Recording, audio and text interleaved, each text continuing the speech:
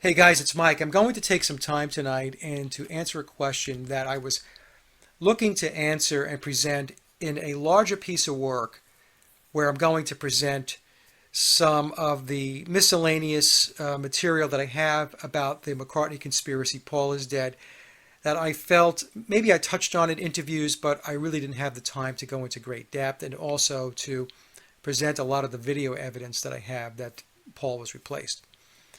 But the question that I get asked many, many times over, probably the number one, or at the very least, the number two question I get asked is whether the Beatles were ever at a point where they were organic, or were they always a Tavistock creation? Were they always earmarked by Tavistock to move on to bigger and better things? So I'm going to explain that, and I'll give you my opinion and my perspective on this. And I know that there are other Paul is dead researchers that do not agree with this. They believe that the Beatles at one time were a force for good. They were organic, and it wasn't until Bill stepped in that the whole Tavistock aspect of it came into play. And I'm going to explain that I don't think that that's true. I believe that the Beatles were always on the radar, and let me explain why. All four Beatles, John, Bio, Paul, George, and Ringo, are Freemasons. It's my theory, and I'm trying to figure out how to prove this, that the reason why Pete Best got the boot was because Pete wasn't in the Brotherhood. And they were not going to, match somebody who's not in the society with guys that were. And one of the reasons for that is because when you're in the secret societies, you have to take oaths. And in Masonry, that's referred to as their obligations. And so everybody has to be on the same page. So Pete not being in the Brotherhood can never be on the same page. So out he goes. And they brought Ringo in. And the Beatles then, all four of them received their MBEs by the Queen. And the Queen is not going to hand MBEs out to anybody who's not in the family. That's just the way it goes. And then Bill, of course, was knighted. Ringo was just knighted. And it's my contention that if George and John were still around, they would most likely have been knighted as well. Although John probably would have waited a long time because of his returning of his MBE back to the Queen with his letter, his snarky little letter. John being John. He probably would have been put in the penalty box for a while. And some may even argue that that little action of returning the MBE is something that ticked off the Brotherhood, the Queen, but also the Freemasonic family. And because when you do something like that, it was explained to me, when you cut across the grain, you're considered to be unworthy, and you get kicked out, and you are shunned, ostracized, and not to come back. So it's possible that John put himself in that position, and it's possible that that may have led to his death in 1980. And also I realize that some people believe that John didn't die, that he was replaced. But let's just say he did die. It's possible that what he did back in, I think it was 1968 is when he returned the MBE. I could be wrong, maybe 68, 69, contributed to what ultimately happened in 1980. But that, again, that's just me kind of theorizing here.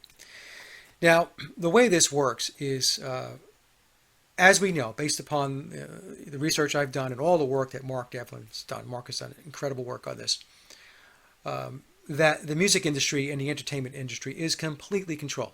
Completely controlled. And it's controlled by the secret societies. It's controlled by the Masons, right? The pyramid goes up to the Illuminati.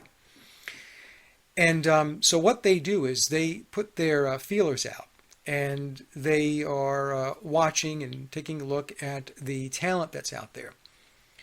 And the Beatles, being Freemasons and coming from Masonic families, I'm thoroughly convinced that Jim McCartney, Bio Paul's father, was a Freemason.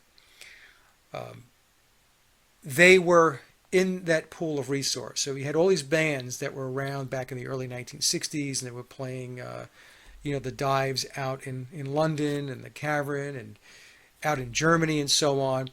And, they're honing their skills. And so Tavistock keeps a watchful eye. Same thing with the Rolling Stones as an example. So the Beatles were selected as that entity, the group that they were going to invest in and that they were going to move along and put at the front of the parade. So they were given the baton. And all of the other bands from the British invasion, of course, tagged along. Much of them very influential, not as influential as the Beatles. I don't even believe the Rolling Stones were as influential as the Beatles, but the Rolling Stones were the Rolling Stones. The Who, the Kinks, and so on. They were all in. So knowing that, when the Beatles were discovered by Brian Epstein, again, was a Freemason, and I know there are going to be folks that don't want to hear that, and they disagree. They want to believe that he was just this really nice, jolly guy that just wanted to make something out of these four lads. But the truth of the matter is, when you read memoirs, it talks about the time when, or the day, I should say, when biological Paul was deceased, gone, or he left the room if he was replaced, and the replacement being Bill was decided upon, and the way that worked, or the way that went along, according to memoirs, is that George Martin was contacted first, and George Martin was told that the new guy is this guy Bill, and he's going to be the replacement. And then he was told to to call and contact Brian Epstein and let Epstein know that the replacement is this guy Bill Shepard, or Bill Campbell, or Billy Shears, whatever the last name is. Again, I always say this: I don't really care what his surname is; it doesn't matter. It's kind of, if you're all jumbled up in that, you're lost in the weeds. Just focus on, it's a Tavistock psyop, right? So we'll just call him Bill Shepard or at least I will, for the purposes of my discussions, because that's the name he gives us in memoirs. But if you want to refer to him as Billy Campbell or Billy Shears, that's fine too. So by the time that George Martin got around to, and he moved pretty quickly, to contact Brian Epstein to let him know, Epstein had already known. So somebody had already reached him and told him, hey, the new guy is this guy, Billy Shepard. He's going to be the replacement. So in order for that to happen, and we know that George Martin was a high-level Freemason. He was Sir George Martin, right? He was knighted. So in order for Brian Epstein to hobnob and play in this game, he had to be in the Brotherhood. He had to be. So the Beatles were on Tavistock's radar early on. The four Beatles, once Pete Best left, were in the Brotherhood. They were making the rounds, doing the circuit in the clubs in England, out in Germany, and so on. Learning their chops, skilling up, getting ready to be a band, a big-time band. Along with all the other bands, they were doing the same thing. Brian Epstein, as the story it's told to us, discovers them. He saw them in the Cavern, and he really liked the raw, aspect of them. He could tidy them up and put them in suits and make something of them. That's just a story, okay? So Epstein was tasked with being the manager and bringing these guys together and doing what he did for the time that he was the manager. I don't believe the story about the Decca Records turning the Beatles down, not liking their audition tapes. It's not that the Beatles didn't have audition tapes. I just don't believe that story. I believe the Beatles are always earmarked for EMI. And EMI is interwoven with British intelligence, the British military, and has been and was for decades. So they are part of the machinery. They are part of the apparatus that's in place that controls the music industry and the entertainment industry. a very main cog in the wheel. And not only do the Beatles wind up signing with EMI, but they also get George Martin as their producer. So this is very key because Martin is going to do a lot of work, and many times he's referred to as the fifth Beatle. And there's no doubt that George Martin was instrumental in shaping the Beatles sound. There's no question in my mind with his musical talent, taking these four guys under his wing and molding certain aspects of the music, perhaps even having a big say in how a song was put together. So in other words, I'm not saying the Beatles didn't write their music, but they would come in with a song, they would play it, and then George Martin, having the training that he has, would say, okay, it's a good start. But we need to do this, we need to do that, we need to change the chorus, we need to change the bridge, so on and so on and so on. And again, there's no question in my mind that that's absolutely what went on. They downplay it. George Martin always downplayed it. He always say, well, the boys would come in and they had these great songs and, this and that and all that creativity and so on. So what he was doing was he was deflecting away from him. That's when you see those interviews, he's taking the focus away from him and he's shining the light on them. And the reason why he's doing that is because he doesn't want the light shining on him.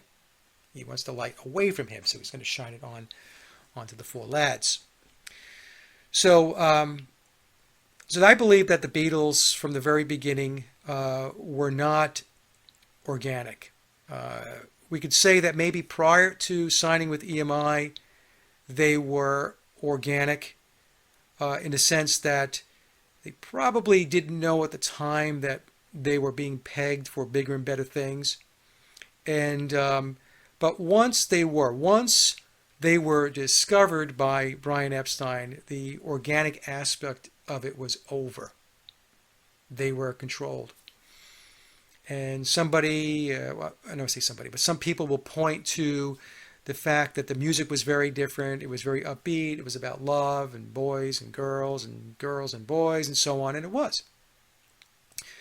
But at that time, the music had to be that way because that was the genre of rock at the time. We were coming off the 1950s into the 1960s, the early 60s, and you could not show up with Sgt. Pepper in 1963. It just would have been a non-starter in my view, right? So there was this very gradual process of segueing into the Pepper era and then beyond. So in order to do that, the Beatles were involved in music that was taking music where it was at the time, just as, boy meets girl, girl meets boy, boy breaks up with girl, so on. I want to hold your hand, yeah, all that stuff. And then gradually, over the next 2 or 3 years, taking it up a notch and moving it along until they reached Revolver and, Rubber Soul first and then Revolver. But if you take a look at the Beatles' first 3 albums, Please Please Me, which I have a copy of here, okay? And if you take a look at the songs, Love Me Do, P.S. I Love You, Baby It's You, Do You Want to Know a Secret, A Taste of Honey, Twist and Shout. I mean, many of them are cover songs, number one. And those that were not covers were straightforward, basic rock and roll songs. So there was nothing there that was earth-shattering. So the thing is, they were being moved along in a very methodical, incremental way, stepping it up each time until they got to Pepper. And that's what was going on. So there had to be a natural flow to things. You just couldn't, like I said, show up at Sgt. Pepper and expect that everybody was going to fall in love with the record. Back in 1963, that probably and most likely would not have happened. People would have said, I don't know what the heck is that stuff, right? So they had to evolve the Beatles. So, again, we know that the Beatles, right, the MBEs, the Queen's not going to hand MBEs out to any old bloke walking around in the street. It's going to stay within the family. And Ringo and Bill have been knighted. And, I talked about that before. So, all of those things, they mean something. It means that they're in the club. The Beatles were in the club. Now, I want to just show you something here, just to show you that this here is from Memoirs, and this is in chapter 11, I think it is, aptly numbered. And this is a picture that John drew in 1967, and it is loaded up with the occult. Loaded up. The left-handed base that you see there represents biological Paul, and then you have the three other Beatles, and you can see that they have their little wizard hats on, like they did in Magical Mystery Tour. Ringo is the castle or the rook. So John was no novice to occulted symbolism. That's the point I'm trying to make. So let me just read something here. This is page 90 of Memoirs. Looking for symbolism in this drawing that John drew in 1967, see how the images all work together. You can see the tarot, heart, spade, diamond, and club, each assigned to a different band member, as set into the biblical four-headed beast, with each head saying something about that beetle, and each having a chess piece representation and also a letter. As four heads of one creature united in Paul, we are each distinct, but together playing Paul's left-handed bass guitar. In cards, we are four suits of one deck. And it goes on to talk more about this. But again, take a look at the picture. And again, this is a picture that John drew in 1967. All right, so obviously John had a very good understanding of the tarot card deck and the four-headed beast and biblical references to Revelation and so on. Okay, so I don't know. Did he learn that in grade school? I don't think so.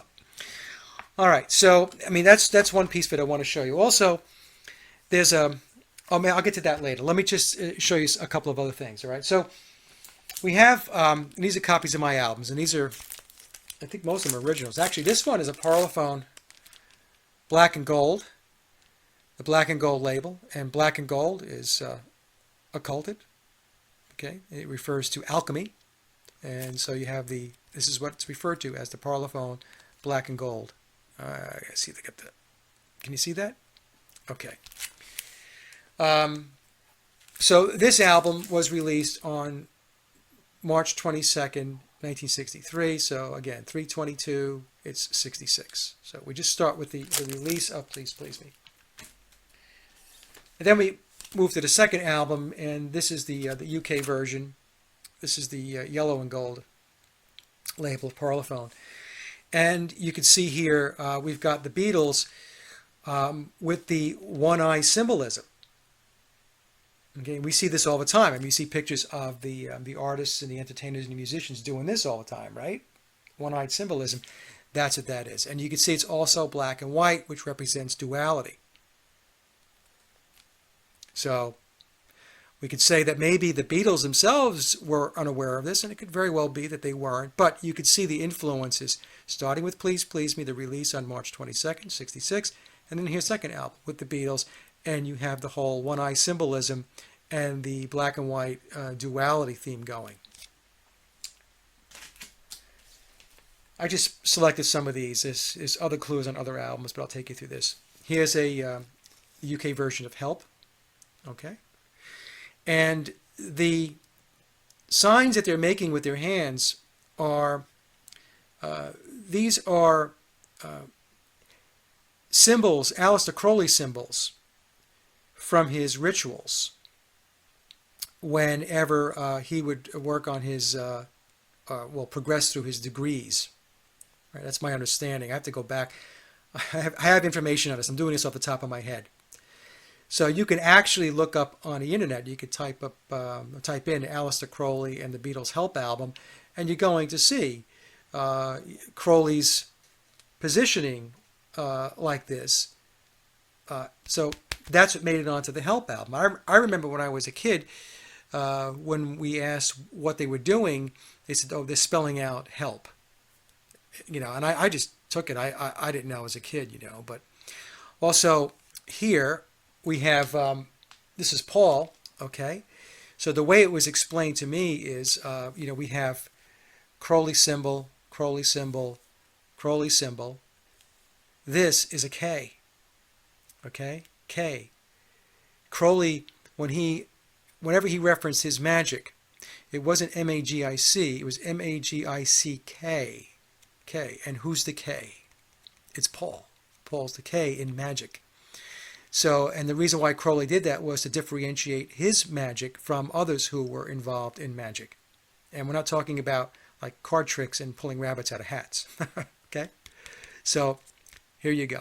So now we're getting to the point where we have to start asking ourselves, all right, so are the Beatles still, not understanding when they're being asked to pose? I mean, did anybody ask, why am I posing like this? What does this mean? And so on. It's possible that they did ask those questions and they got ridiculous answers, or it's possible that they didn't ask and they just did what they were told. I don't know. But again, we look at the first album, 322, the second album with the one-eye symbolism and the duality, and now we've got, Crowley symbolism on the Help album. Rubber Soul was always interesting to me because I, was like, what does it mean? Rubber Soul. What does Rubber Soul mean? And I'm going to give you a theory that I have. It's just a theory. And if you agree with it, great. If you don't, or if you have a better idea, let me know. But I think what it means is that the Rubber Soul means that they're able to manipulate consciousness, the soul. They're able to steer it, okay, and direct it. Rubber Soul. And you can see the way it's written and the way the Beatles look. It's a little distorted. All right, so that's something that we need to think about, I think. The Butcher album. Here's the Butcher. Okay, I'm trying to get the glare out of the way. Now, this is reeks of, for me, MK Ultra types of symbolism with the chopped up baby parts. Now, we get to a point here where the Beatles now are at a point where, they've been together for 3 years or so. I think it was 65, 66, around there. And you have to ask yourself, if you're going in for this photo shoot, what in God's name is this about? I don't think there's any way that you go to this photo shoot and you're asked to put on butcher smocks and then holding on to chopped up babies, and you just do it without asking any questions. You have to ask. What the heck is going on here? Because honestly, if this were me and I was in a band and they said, we're going to do the shoot for the album cover, and Mike, put on a smock and we're going to have you hold baby parts and meat, I would say, no, we're not doing that. Okay, so that is not something I'm going to do. So what's going on here? And then, it's the title of the album. The Beatles, Yesterday and Today. Yesterday and Today. In fact, Bill was referred to as Yesterday, as a nickname that they gave him. Not because of the song, but because of him replacing Paul McCartney, biological Paul. Also, let's take a look at this. I always found this very interesting. So maybe I'm reading into this a little bit, but let's take a look at the names of the songs on Yesterday and Today. Yesterday, Dr. Robert, I'm Only Sleeping, And Your Bird Can Sing, We Can Work It Out, Day Tripper, Nowhere Man, What Goes On, Drive My Car, If I Needed Someone, Act Naturally. Now, think of that chronologically with regard to the replacement of Paul. Well, yesterday we had biological Paul. Dr. Robert, right? We had to have somebody do the surgeries and the fillers. I'm Only Sleeping, referencing what? Somebody has passed away. And Your Bird Can Sing. Well, Billy can sing. We can work it out. So we need to do this, so we're going to work it out. Day Tripper. Right? So Day Tripper to me could mean that it's a new beginning. Right? Day Tripper. Nowhere Man.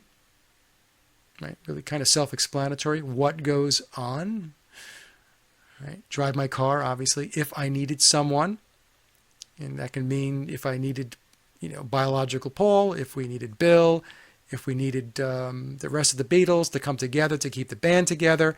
And then we have act naturally, which means just act like Paul. Act like a band. Just be yourselves. Carry on. All right. So that's just some thoughts I had. I always found the songs to be kind of interesting because you can read into them. And I'm not talking about the songs themselves, the lyrics. I'm talking about the titles of the songs, right? All right. So here is the replacement album cover for the Butcher album, right? So when they released the Butcher, everybody was up in arms. What kind of crazy nonsense is that? So they came out with this, Yesterday and Today. And you got Paul sitting in a trunk, right? And the Beatles looking rather somber. Now, of course, Paul could be asking, why do I have to sit in a trunk? Right? Kind of interesting. All right. Just some thoughts I had, guys. I'll take all this to the bank, all right? Just interesting stuff. This album is so understated as far as the entire conspiracy goes. But the front cover, this guy here is William. That's Bill Shepherd. And in fact, at first glance, you wouldn't even know this was a Beatle album. Right? So if you're looking at it, it's very psychedelic. The attire and the clothing that the guy on the front cover is wearing is extremely reminiscent of Vivian Stanshall. And he clearly is not a Beatle. Right? And take a look at his hair. He's got like the light color in his hair, a little bit of black. So perhaps what they're telling us there is that the morphing or the transformation is taking place, because we know that Stanshall had like a reddish blonde head of hair, and Paul was black hair. All right, but the key to this is that this is not a Beatle. This is some guy that if you didn't know about Vivian Stanshall, you didn't know about the conspiracy, you wouldn't know who that was. So why is that guy on the front cover of a Beatle album? And take a look down here, right? We see that it says a collection of, and very small font here, a collection of Beatles oldies. And how could it possibly be that the Beatles, when this album came out in 1966, I think it was December of 1966, how could songs that were only 3 years old, the oldest song was only 3 years old, how could they be oldies? It should have been called a greatest hits to that date, but it wasn't. It was called oldies. And what this signifies is this signifies the phasing out of the Bio-Paul period, which was from 63 to 66, and the phasing in of the Billy Shepherd period from 1967 on. That's what this album represents. And I think I'm one of the very few people who have talked about this album. And not because I'm a genius, it's because it's in the book. And here you go. I hope you guys that are into this conspiracy have bought this book. Billy's Back is the abridged version. It's good, but you want the whole thing. You want the whole 9 yards. 666 pages of it. And then, of course, that led us to Billy's debut, which is Sgt. Pepper. Okay, and we all know about the clues on Pepper. This is an original UK version on the Parlophone black and yellow label. I have quite a collection of Beatle vinyl. Going back years and years ago, I was collecting Beatle vinyl from all over the world. I was like an eBay fiend. And I literally have albums from almost all countries that had Beatle records. I have them from Korea. I have them from South Africa, all of Europe. I have Beatle pressings from South America, up Canada, United States, obviously, Russia.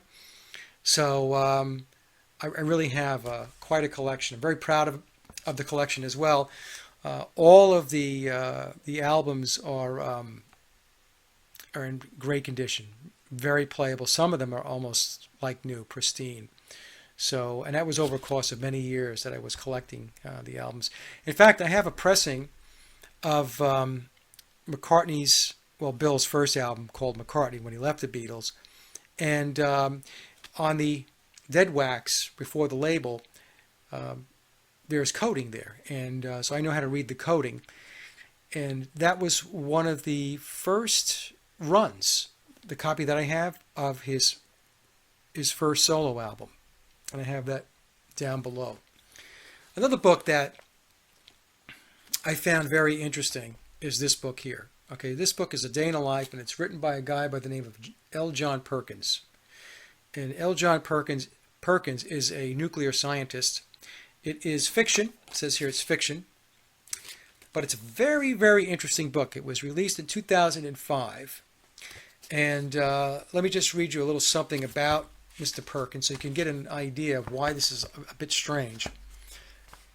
John Perkins holds a PhD in nuclear physics. He is a physicist performing research in nuclear fusion and has authored numerous scientific papers and several popular press articles in this field. Born and raised in England, he now lives in California. He is also a professional musician and rock and roll junkie with a parallel career as a keyboard player in Jukebox Heroes, one of the San Francisco Bay Area's preeminent bands. So if you go onto YouTube and you type in Jukebox Heroes, you're going to see them. They're actually a very good band. So you got this guy that, he's in the band, which is great, and a very accomplished band, by the way. But he takes the time out to write this book. And this book is interesting because this book talks a lot about the Beatles' financial situation and how they were not in a very good financial position. Them personally, everybody around them was making a ton of money off them, including Brian Epstein, who, by the way, in this book is depicted as a heavily into drugs and drinking and prowling the nightlife, the gay bars. So he had kind of a very he had a very interesting life, Brian Epstein did, and in the book they depict him as being a rather a loose cannon, and they started to lose faith in his ability to keep it together, and they lost faith in the fact that he would be able to keep the storyline together with regard to the replacement of Paul McCartney, because the book talks about the replacement of Paul McCartney. In fact, it says at the very top, what if all those Paul is dead rumors were true? A Day in the Life. Right? And of course, look at the front cover. So it's got Meet the Beatles, and it's got, Paul as the dead guy, but it has the duality, all-seeing eye album for the front cover. I found that kind of interesting. So it says that Epstein was taken out, so he was killed. It talks about how Paul died in the book. Talks about where he's buried. Now, of course, it's fiction, so we don't know about that. But the key takeaways from this book is the Beatles' financial situation and a company that took charge, which is he refers to as the Charm, CHARM, Charm Company, which is, you can look at that as Tavistock, and how they reined it all in, and they promised the Beatles that they'll make a ton more money, but at the end of the day, what that meant was that Charm or Tavistock was going to take total control of everything else. So the Beatles would make a lot more money, but they were going to make Charm Company going to make a ton more money. So otherwise they wouldn't have made this deal, right? It's a very, very interesting book. So it's worth the read just to understand the Beatles' financial situation, and also to understand a little bit about the how ruthless the management around the Beatles was. And again, in my view, when he talks about the Charm Company, he's talking about a Tavistock entity. We'll call it that. I don't know if it's Tavistock itself, but it has to be a Tavistock entity, some corporate entity construct that Tavistock has created. Okay, so very interesting book. Anyway, so to wrap it up, because I'm pushing 35 minutes here, I do not believe, because of the stuff I just laid out here, and I'll do a better job of this when I do the video, that the Beatles were really ever organic. Again, in the very, very beginning, when they were the Quarrymen or the Silver Beatles, and they were sitting down as young guys in their teens, writing songs. They were organic at that point. But once the hooks were in by Brian Epstein and EMI, it was over. It was over, and to this day, I still have a difficult time with like Paul McCartney or John Lennon being as young as they were, writing some of the lyrics that they did. One song that really does not lyrically come across as a song that would have been written by a guy that was 23 or 24 years old is the song For No One by McCartney, Bio Paul. Very, very, a very mature song. And the lyrics speak of a person that has a ton of life experience with regard to relationships. So even long ago, I always thought to myself, wow, that is a really, really deep song. And I guess somebody could say the same thing about Eleanor Rigby and Yesterday and stuff like that. So the point I'm trying to make is that I believe they got some help. I think they got some big time help in a lot of areas. And it could have been lyrically. I definitely believe that it was done musically. I'm not saying the Beatles weren't creative, and I'm not saying that they weren't good musicians. I'm just saying that they had tutors. They had, watchful eyes. They had mentors that made sure that when these songs came out, and when they were written and recorded and then released, that they were going to be top notch. The other thing, and I mentioned this in the interview with Walt and Eric on Metaphysical Connection, one of the things that I've always noticed, even before I got back into this whole Paul is Dead thing, is that the recording quality of the Beatle recordings, going back to Please Please Me in 1963, has always been impeccable. Impeccable. Which says that they always had, in my view, they always had big things slotted for the Beatles because they knew that those recordings had to be impeccable in order to do what they were going to do moving forward with them. Because the Beatle legacy still lives on today. The product line and the merchandise that is sold is mind-boggling. And we're talking about, like I said, Please Please Me came out in 1963. So we're talking about 55 years ago. And it's still going strong. And if you listen to other bands like the Rolling Stones as an example, their recordings were not pristine like the Beatles. No way. And even Led Zeppelin, and we know that Jimmy Page was big time into Crowley and the occult. If you listen to the beginning of the Immigrant Song, don't listen to the remastered version, because Jimmy Page went back and he remixed and remastered the entire library, which had to take him enormous amounts of time. My understanding is he was very personally involved in doing that.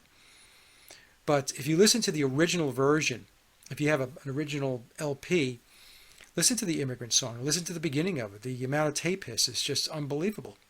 I was recording back in the late 1970s and into the 1980s and the 1990s. And whenever I heard the Immigrant Song, it's like, I was a big Zepp fan. I thought to myself, how did they let that out? How did they not, either do that over again without all that tape hiss, or try to clean it up at the time? So that just says that the Beatles were very special. More special than the Stones, more special than Led Zeppelin. Okay, so, all right, so that's the video. I hope this answered some questions. Please feel free to comment. I'll do my best to answer the comments. I know there are going to be folks that don't agree with this. But I'm just coming at it from, trying to come at it from a very objective perspective. I'm trying not to get myself clouded up with what I want to believe versus what I think really is what happened. And what I just told you is what I think really happened. Okay, for what it's worth. All right, you guys, have a great evening, and we'll talk soon.